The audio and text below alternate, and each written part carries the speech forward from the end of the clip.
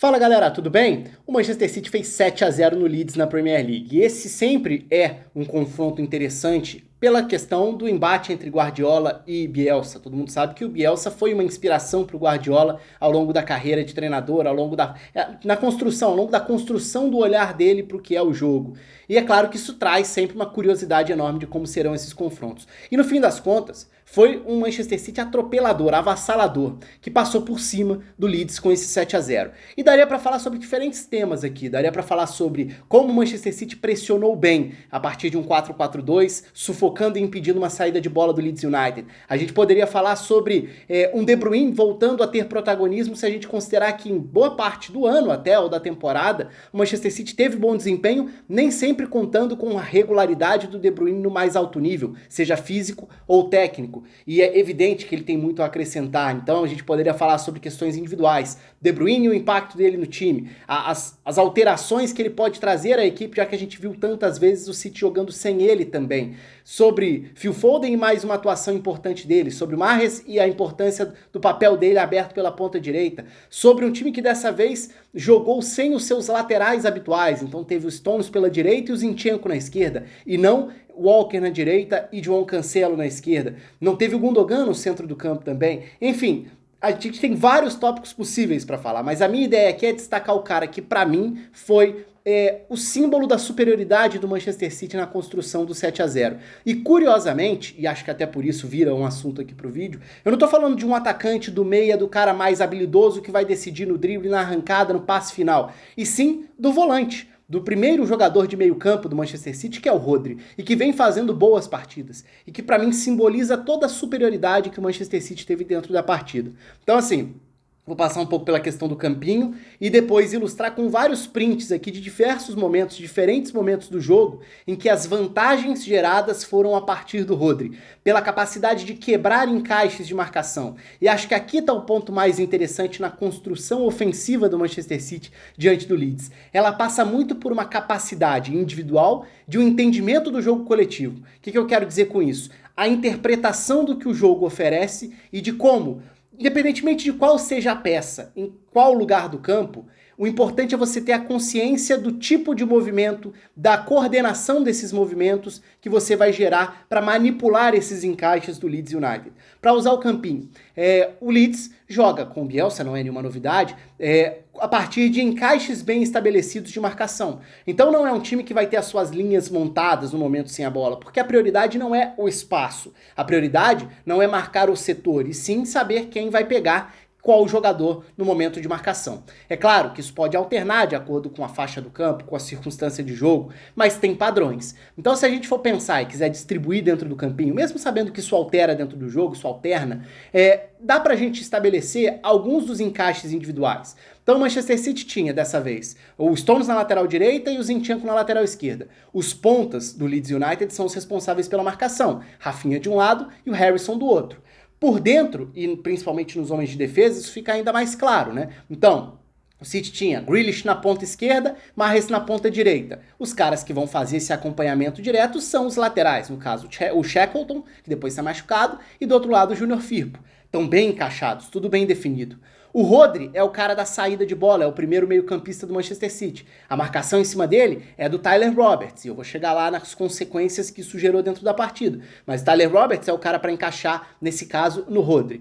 Olhando para o restante de meio-campo, tem muita movimentação dessas peças, mas vamos lá. O Bernardo, como um meio-campista pela esquerda inicialmente, batia de frente com o Stuart Dallas. Do outro lado, o Adam Forshaw era quem fazia esse acompanhamento no Kevin De Bruyne. E à frente o Phil Foden, como esse 9, ou esse 9 móvel, ou esse falso 9, ele acabava atraindo sempre um dos zagueiros. No início do jogo é bastante o Llorente, depois acaba alternando com o Ayling. Então se a gente for olhar a distribuição dentro do campinho, tá muito bem definido como o Leeds vai encaixar individualmente. Aí passa a ser uma questão de ganhar duelos para impedir que o adversário consiga ter espaços e criar. Se todo mundo tem o seu bem definido, o adversário só vai criar situações se você for batido em um desses duelos individuais.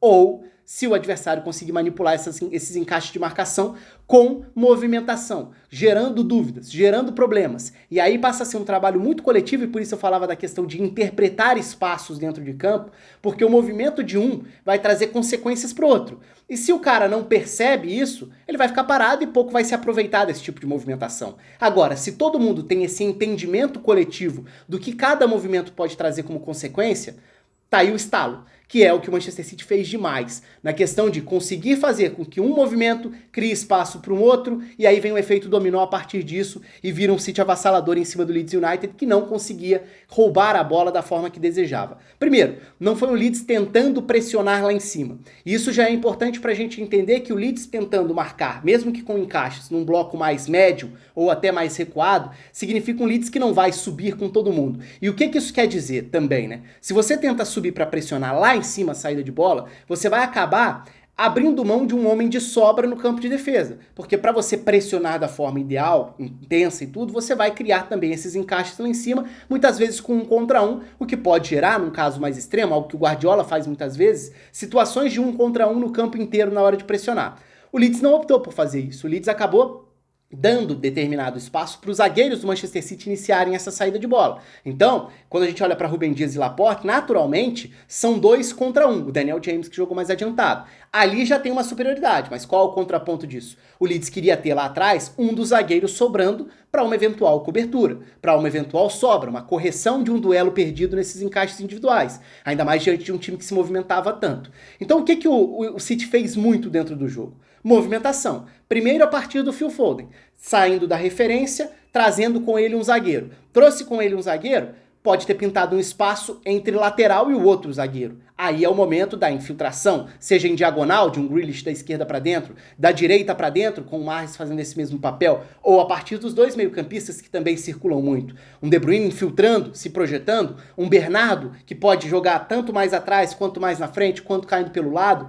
E também essa forma de arrastar esses encaixes. Então eu falei do Phil Foden arrastando alguns dos encaixes com os zagueiros, o Llorente em especial no início do jogo sofre bastante com isso, e a primeira meia hora resolve o jogo completamente, mas se a gente for pensar, Bernardo carregando com ele Stuart Dallas, o Kevin De Bruyne arrancando e carregando com ele a marcação do Forshall. Então é o Manchester City que consegue abrir espaços para que outros jogadores consigam preencher e atacar sem que tenha alguém naquele espaço pré-determinado ali. Porque a marcação, como é individual, a partir dessas referências, leva o jogador de um lado para o outro. Então, saindo do campinho, olhando para as imagens, para a gente ilustrar um pouco dessas vantagens, qual que era o ponto principal aqui? E por que o Rodri foi fundamental? Porque o Rodri o tempo inteiro se colocava como uma opção de passe ou de avanços. Então ele não foi só o cara do primeiro passe, ele também foi o cara da ocupação de uma ampla área de espaço, se projetando e dando muito trabalho para o Tyler Roberts. Roberts seria, em tese, o cara para fazer esse acompanhamento do Rodri. Só que, frequentemente, o Rodri se colocava nas costas dele, podendo ter um campo aberto para achar uma melhor opção de passe, para carregar a bola, para gerar desequilíbrios. Então, vamos dar uma olhada nessas imagens aqui. Por exemplo, esse início de jogo aqui, aqui com 7 minutos. É o momento em que a gente vai ver o Phil Foden tá já próximo do círculo central, gerando uma opção de passe. Isso significa que ele arrastou com ele a observação direta, nesse caso, do Llorente. O Llorente até tá a um espaço dele aqui, mas o que é importante? Logo acima do Phil Foden tá o Rodri. O Rodri já tá atrás do Roberts. O Roberts está tentando limitar essa opção de passe, mas o Rodri está circulando para gerar uma opção ali e criar uma janela para receber esse passe. Da mesma forma que, por dentro, no círculo central, o Phil Foden já arrastou um zagueiro com ele, o que significa que já quebrou a linha, dá para ver o Ayling ali atrás, ficando para sobra, sendo esse zagueiro da sobra, mas o Llorente já quebrou essa marcação. Lá em cima tá o lateral direito, que é o Shackleton. Aqui embaixo, dá pra ver, no lado direito da tela, como o De Bruyne já percebeu que o Foden arrastou com ele um zagueiro e já se projeta, porque é uma opção para tentar receber uma bola em profundidade. E o Forshall reage, nesse caso bem, fazendo essa marcação, essa proteção do espaço que ficou aberto por conta dessa coordenação de movimentos.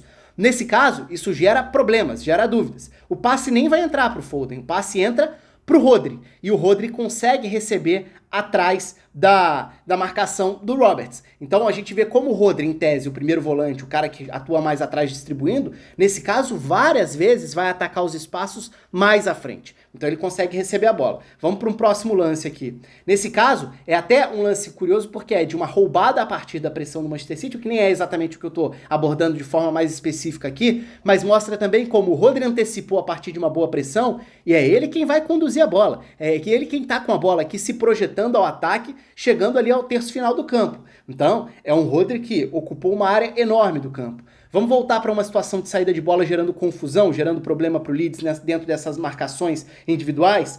Mais uma vez, Phil Foden recuando. Nesse caso ele recua e é quem está com a bola. Repara como o movimento do Rodri já é no círculo central de se desprender da marcação do Roberts para gerar espaços e gerar uma opção de passe. E o Phil Foden que mais uma vez recua, gera confusão, gera problemas. Nesse caso, o Foden está recuado e os dois que estão prendendo a primeira linha do Leeds lá atrás, ou lá na frente, dependendo da perspectiva aqui, são De Bruyne e Bernardo. São os dois caras mais avançados por dentro.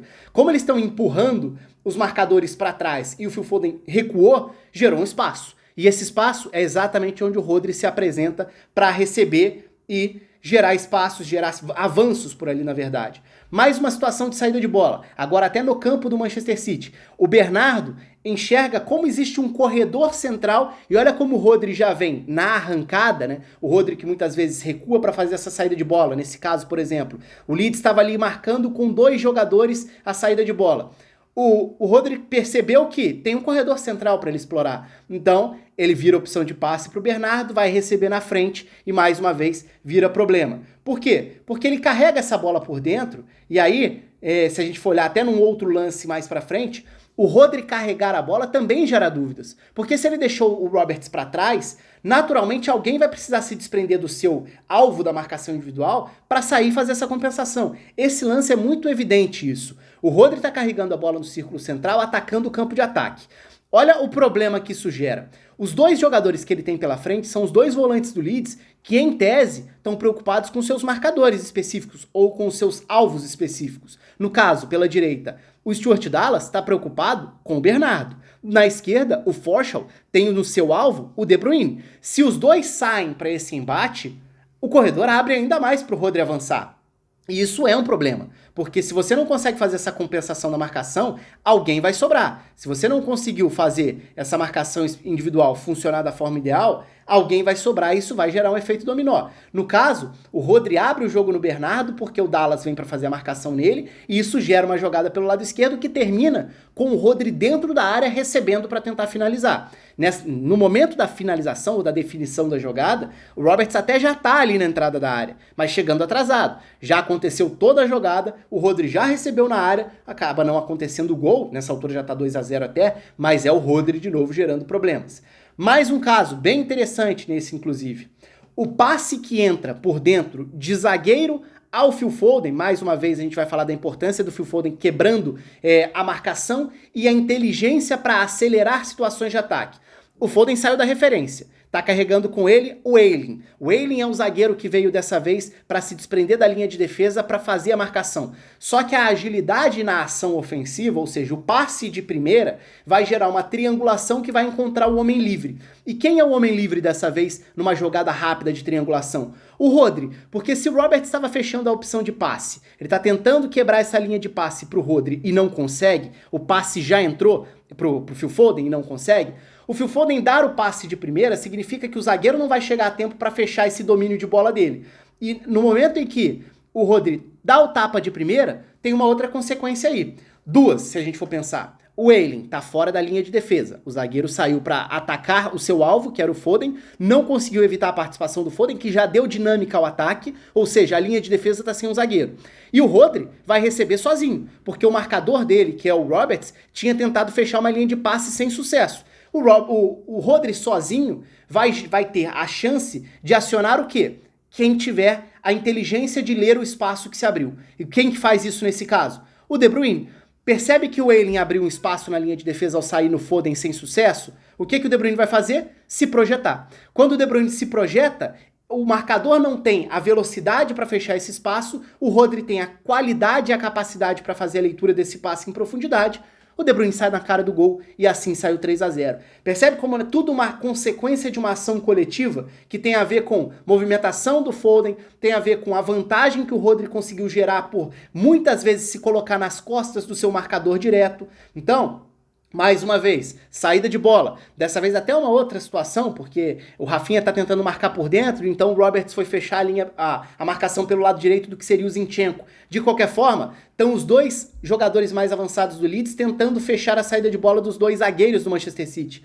Isso não é um bom sinal, porque olha o tamanho do espaço que o Rodri tem para receber a bola ali perto do círculo central. E é ali que ele recebe. Recebeu, teve tempo para girar, para observar o jogo, é tempo para lançar. No tempo que ele teve para lançar, vai se projetar lá pelo lado esquerdo o Zinchenko para receber essa bola em profundidade em mais um ataque. Então assim, eu não tô nem usando só lances de gol, embora um lance de gol aqui que tenha sido do 3-0 ilustre muito bem toda essa situação, esse efeito dominó, mas o tempo inteiro o Rodri foi o cara que conseguiu se colocar como uma peça livre para gerar avanços. Então é claro, a gente pode falar de grandes atuações individuais nesse jogo olhando para o ataque do Manchester City. Um 7-0 sobre o Leeds é categórico. Mas para mim o cara do jogo, do ponto de vista de vantagens que fizeram o City ter tantos ataques perigosos, quebrar com tanta frequência a ideia de marcação do Bielsa, o cara para mim do jogo foi o Rodri. Então a importância de um volante que lê espaços gera vantagens e consegue construir todo esse efeito dominó. E nada disso é possível sozinho.